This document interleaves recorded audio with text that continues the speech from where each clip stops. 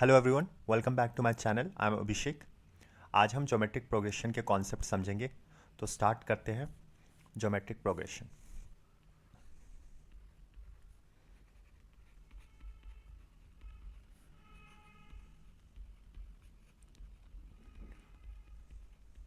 देखो, geometric progression क्या है पहले ये समझते हैं। जीपी, तो जीपी है क्या? तो लिखो a sequence where each term where each term where each term is obtained by is obtained by is obtained by multiplying multiplying the previous term the previous term the previous the previous term by a fixed by a fixed number by a fixed number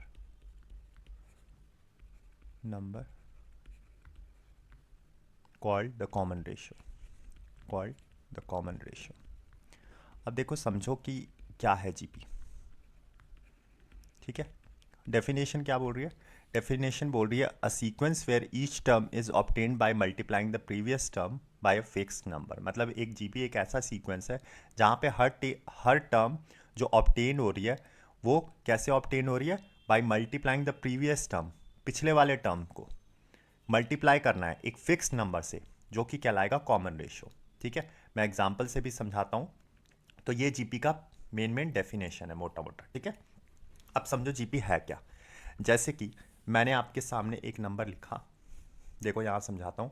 मैंने आपके सामने यहाँ number लिखा मैंने आपके सामने 4, 8, 16, 32 and 64। ठीक है, तो अब मैं आपको दिखाता हूँ कि ये जीपी में है। ठीक है, और डेफिनेशन से भी समझाता हूँ। देखो, अगर आप ध्यान से देखो यहाँ पे, तो मैंने 4 को किस नंबर से मल्टीप्लाई किया कि मुझे 8 मिल जाए? तो आप बोलोगे सर 2 से मल्टीप्लाई किया, बिकॉज 4 टाइम्स 2 इज 8, राइट। फिर उसके बाद 8 को मैंने किस नंबर से मल्टीप्लाई किया टू गेट 16? तो आप बोलोगे सर 2 से मल्टीप्लाई किया। फिर 16 को किस से मल्टीप्लाई किया? 2 से मल्टीप्लाई किया। फिर 32 को किस से मल्टीप्लाई किया? 2 से मल्टीप्लाई किया। अब ध्यान से देखो, यही बात बोल रहा है अ जीपी, इसको थोड़ा निकला, a sequence where each term, हर टर्म ऑब्टेन्ड हो रही है by multiplying the previous term. अब देखो 8 मुझे कैसे मिल रहा है? पिछले वाले टर्म्स को, प्रीवियस टर्म बोला है, को एक फिक्स्ड नंबर से मल्टीप्लाई किया जा रहा है। फिक्स्ड नंबर वो कौन सा है? वो 2 है। देखो, हर बार वो 2 है, हर बार वो 2 है। अगर मुझे 16 चाहिए था तो मैंने प्रीवियस वाले टर्म को 8 को 2 से मल्टीप्लाई किया। अगर मुझे 32 चाहिए था तो मैंने 16 को 2 से मल्टीप्लाई किया। अगर मुझे 64 चाहिए था तो मैंने 32 को 2 से मल्टीप्लाई किया। अगर मुझे 8 चाहिए था तो मैंने 4 को 2 से मल्टीप्लाई किया। ठीक है, by a fixed number called the, और ये फिक्स्ड नंबर है, प्रीवियस टर्म को फिक्स नंबर से मल्टीप्लाई करो, फिक्स नंबर यहाँ पे 2 है, कॉल्ड द कॉमन रेशियो। अब सर ये कॉमन रेशियो क्या आ गया? कॉमन रेशियो ये होता है कि अगर आप पिछले वाले टर्म से 8 को 4 से डिवाइड करते हो। ठीक है, पिछले वाले टर्म से डिवाइड करना है। लेट सपोज 8 आपने लिया तो इसको पिछले वाले टर्म से डिवाइड करो, तो आपका रेशियो क्या आया? 2 आया। इसी को तो हम रेशियो, कॉमन रेशियो कहते हैं, which is always defined by R. ठीक है, इस आर को ही हम कॉमन रेशियो बोलते हैं। ठीक है, ये हर जगह सेम होता है। देखो, हर जगह सेम आ रहा होगा आपका कॉमन रेशियो 2। अगर मैं देखूं, मैं यहाँ पे अगर मैं 16 को देखता, 16 को अगर मैं 8 से डिवाइड करूँ, देखो पिछले वाले टर्म से डिवाइड करना है, तो अगर मैं 16 को 8 से डिवाइड करूँगा तो भी यहाँ पे 2 आएगा आर, है ना। मैं 32 को 16 से डिवाइड करूँ तो भी 2 आएगा, है ना, तो भी मेरा आर 2 आएगा। तो यही कॉमन रेशियो कहलाता है, जो फिक्स नंबर होता है यही कॉमन रेशियो कहलाता है। आई होप आपको ये समझ में आया होगा।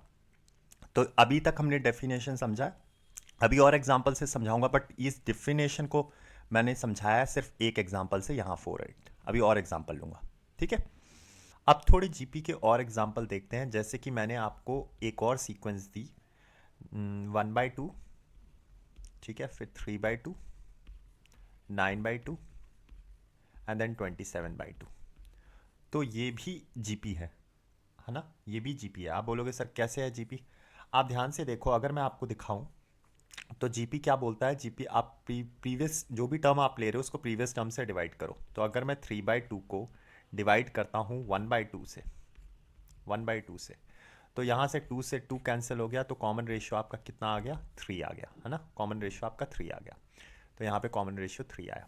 सिमिलरली आप कोई और देख लो, 9/2, ये वाला देखो, इस टर्म को 9/2 को 3/2 से डिवाइड करो। तो 9/2 को आप जब 3/2 से डिवाइड करेंगे तो 9 कितने जा? 3 जा। तो यहाँ पे कॉमन रेशियो कितना आ गया? 3 आ गया। अगेन कॉमन रेशियो आपका 3 आया। तो देखो जहाँ पे कॉमन रेशियो सेम, वो कहलाएगी आपकी जीपी। ठीक है। अगर आप एक और तरीके से देखना चाहे तो इसमें आपने क्या किया, इस जीपी में इसने आपने किससे मल्टीप्लाई किया है? 1/2 को 3 से मल्टीप्लाई किया है, तो 3/2 हो गया। फिर उसके बाद आपने 3/2 को किससे मल्टीप्लाई किया? अगेन 3 से मल्टीप्लाई किया है। ठीक है। तो फिक्स टर्म, प्रीवियस टर्म को फिक्स टर्म से आप मल्टीप्लाई कर रहे हो, फिक्स नंबर से मल्टीप्लाई कर रहे हो, फिक्स टर्म नहीं, फिक्स नंबर से। ठीक है। फिर 9/2 को आपने 3 से मल्टीप्लाई किया तो 27/2 आ गया। आई होप आपको इतने एग्जाम्पल जीपी के समझ आए होंगे। अब आगे चलते हैं। चलिए अब देखते हैं जनरल टर्म और general sequence of a GP. General sequence of a GP क्या होता है, जिसे हम जनरल टर्म भी बोलते हैं या nth टर्म भी बोलते हैं। ठीक है। तो देखो जीपी की जो फर्स्ट टर्म होती है उसको हम हमेशा ए से डिनोट करते हैं, जैसे एपी में करते थे ना। तो जीपी में भी फर्स्ट टर्म जो होती है वो ए से डिनोट होती है। अच्छा, मुझे अगर नेक्स्ट टर्म चाहिए तो मुझे पता है कि इस नंबर को मुझे हमेशा एक फिक्स नंबर से मल्टीप्लाई करना होता है, वही मेरा कॉमन रेशियो होता है। तो मैंने ए को किससे मल्टीप्लाई कर दिया? आर से मल्टीप्लाई कर दिया। जैसे ही मैंने ए को आर से मल्टीप्लाई किया, जो कि मेरा फिक्स नंबर है, जो कि कॉमन रेशियो के भी फॉर्म में आता है, तो मुझे जो नेक्स्ट टर्म मिला वो ए आर मिला। अब इस ए आर से मुझे नेक्स्ट टर्म पे पहुंचना है, तो अगेन मैंने किससे मल्टीप्लाई किया? मैंने आर से मल्टीप्लाई किया। तो जो मेरा नेक्स्ट टर्म मिला वो मुझे मिला ए आर स्क्वायर। अगेन मैंने इस टर्म को किससे मल्टीप्लाई किया? अगर मुझे नेक्स्ट टर्म चाहिए तो मेरे को ए आर क्यूब मिला। क्यों? क्योंकि मैंने आर से मल्टीप्लाई किया। अगेन मैंने इसको नेक्स्ट टर्म से मल्टीप्लाई किया तो ए आर की पावर 4 आया। और ये चलता चलता कहीं गया और यहाँ पे आया होगा कोई nth टर्म। क्यों? क्योंकि देखो ये मेरा फर्स्ट टर्म रहा होगा, ये मेरा सेकंड टर्म, ये मेरा थर्ड टर्म, ये मेरा फोर्थ टर्म और ये मेरा फिफ्थ टर्म, और जाके कहीं आया होगा nth टर्म। इस nth टर्म को ही मुझे निकालना है, जो कि जनरल टर्म ऑफ जीपी होता है। तो चलो देखते हैं। अगर मैं ध्यान से देखूं तो मेरा फर्स्ट टर्म जो था वो क्या था? ए है। ठीक है। फिर मैंने सेकंड टर्म देखा तो मेरा सेकंड टर्म मेरे को मिला ए आर की पावर 1, मतलब ए आर, राइट। फिर मैंने थर्ड टर्म देखा तो मुझे मिला ए आर स्क्वायर। फिर मैंने फोर्थ टर्म देखा तो मुझे मिला ए आर की पावर क्यूब। और फिर मैंने फिफ्थ टर्म देखा तो मैंने देखा ए आर की पावर 4। ये मेरा फिफ्थ टर्म था। तो मैंने ना जब ये सीक्वेंस देखे, जब मैंने ये टर्म्स देखे, तो मैंने देखा यार कुछ तो है इसमें। अगर मैं 1 लिख रहा हूं यहां पे, टी के नीचे सबस्क्रिप्ट में अगर मैं 1 लिख रहा हूं, तो यहां मुझे आर की पावर एक्चुअल में 0 दिख रही है। फिर मैंने 2 देखा, क्योंकि आर की पावर 0 1 ही होता है, तो 1 को मैं ऐसे लिख सकता हूं, आर की पावर 0। फिर मैंने T2 देखा तो ए कांस्टेंट हमेशा फिक्स दिखा और आर की पावर 1 कम दिख गई 2 से। फिर मैंने T3 देखा तो मेरे को ए कांस्टेंट हमेशा मिला, यहां पे भी मिल रहा है, यहां पे भी मिल रहा है, यहां पे भी मिल रहा है, और आर की पावर 1 कम आई यहां 3 से 2। फिर मैंने 4 में भी यही चीज देखी, ए फिक्स्ड आर की पावर 3। फिर मैंने फिफ्थ में भी यही देखा, ए फिक्स्ड आर की पावर 1 कम 4। तो मैं यहां जाते जाते मैंने एक पैटर्न ढूंढ लिया, और मेरे को पैटर्न से ये पता चला कि जो भी यहां पे लिखा जा रहा है टी के पावर नीचे, यहां पे जो भी, यहां पे टी की, लेट सपोज मैंने एन लिखा, तो ये ए तो फिक्स रहता है और आर एक कम आता है एन में से, तो n-1। तो ये मेरा हुआ जनरल टर्म, और you can say nth term of a GP. ठीक है। तो इसी को मैंने, जब मैंने पूरे सीक्वेंस को, पैटर्न को पढ़ा, तो मेरा ये आया, this is nothing but general term और you can say nth term और nth term of a GP. ठीक है। तो ये आपको समझना है। ठीक है। ये कहाँ से आता है? जनरल टर्म और nth term of a GP. I hope आपको ये समझ में आया होगा। चलिए नेक्स्ट पे चलते हैं। अब नेक्स्ट चीज़ है प्रॉपर्टीज़ ऑफ जीपी। जीपी की प्रॉपर्टीज़ होती हैं कुछ, वो समझो। तो प्रॉपर्टीज़ ऑफ ए जीपी, तो पहली बात, if A1 A2 A3, A4, और ये चलता गया चलता गया चलता गया, और AN आर इन GP। अगर ये GP में है, अगर ये GP में है, देन पहली चीज़ आपको समझनी है फर्स्ट, दैट अगर आप किसी कांस्टेंट k से मल्टीप्लाई करते हैं, कांस्टेंट k क्या है, नॉन ज़ीरो कांस्टेंट है, ठीक है, तो ये KA1 ये सारे टर्म से मल्टीप्लाई हो जाएगा और ये अभी भी GP रहेगी, ठीक है, KA3, KA4, एंड ये चलते जाएगा टू द KAN, ठीक है, ये भी आर इन GP, ये भी GP में रहेंगे। अगर आप किसी K यहाँ पे क्या है, K is a non zero constant, K is a non zero constant, non zero constant है यहाँ पे K।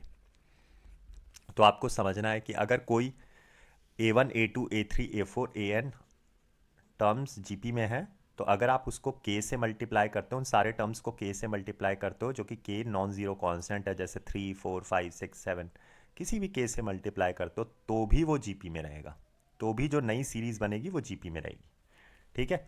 सिमिलरली अगर आप इसको डिवाइड करते हो K से, जैसे A1 को K से डिवाइड किया, A2 को K से डिवाइड किया, A3 को K से डिवाइड किया, A4 को K से डिवाइड किया, तो भी ये GP में रहती है।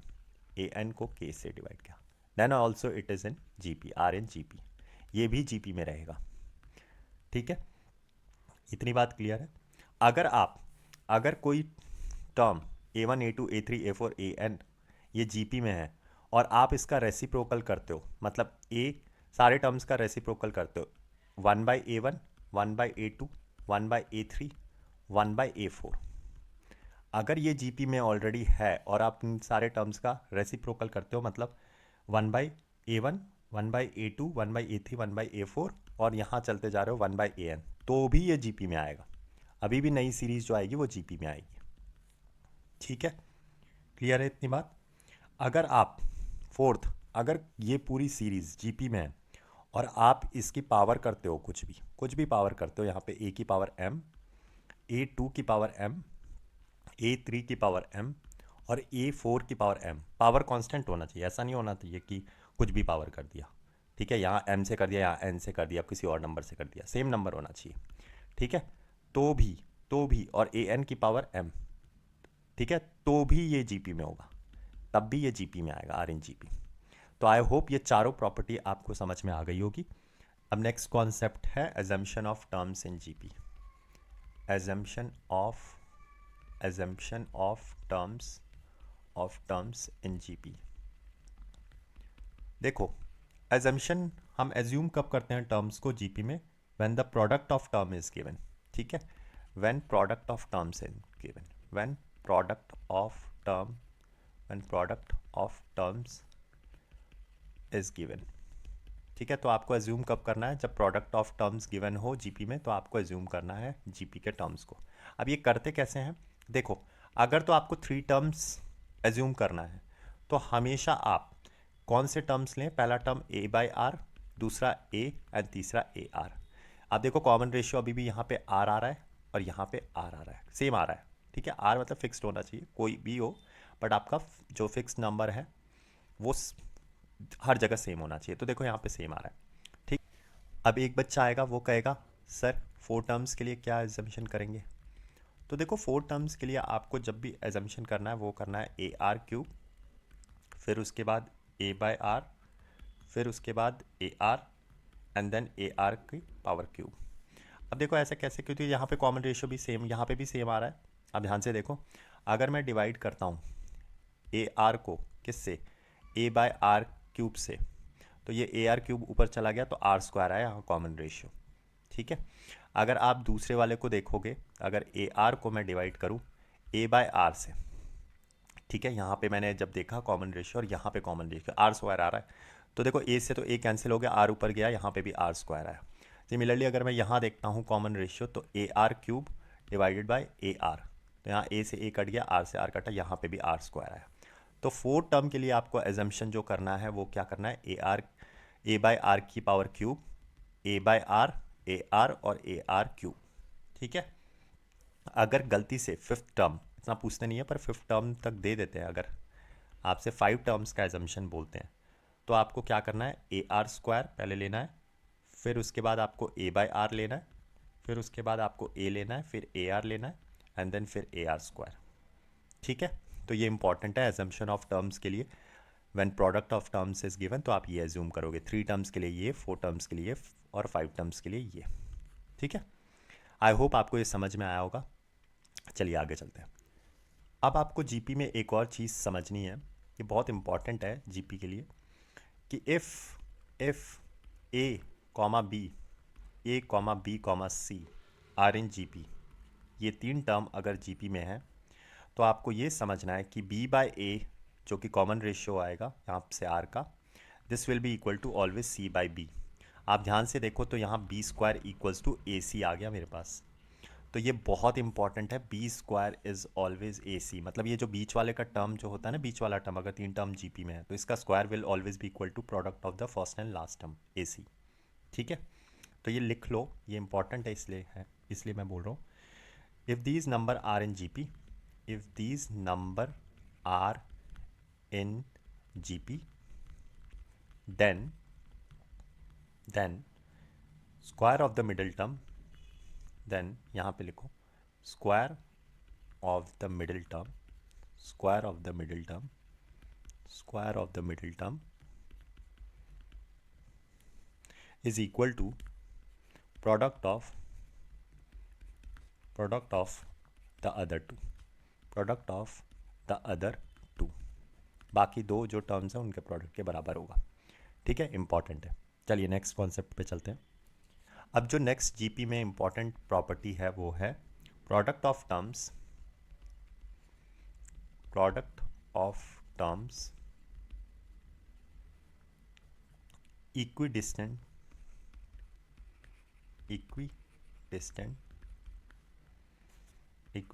From starting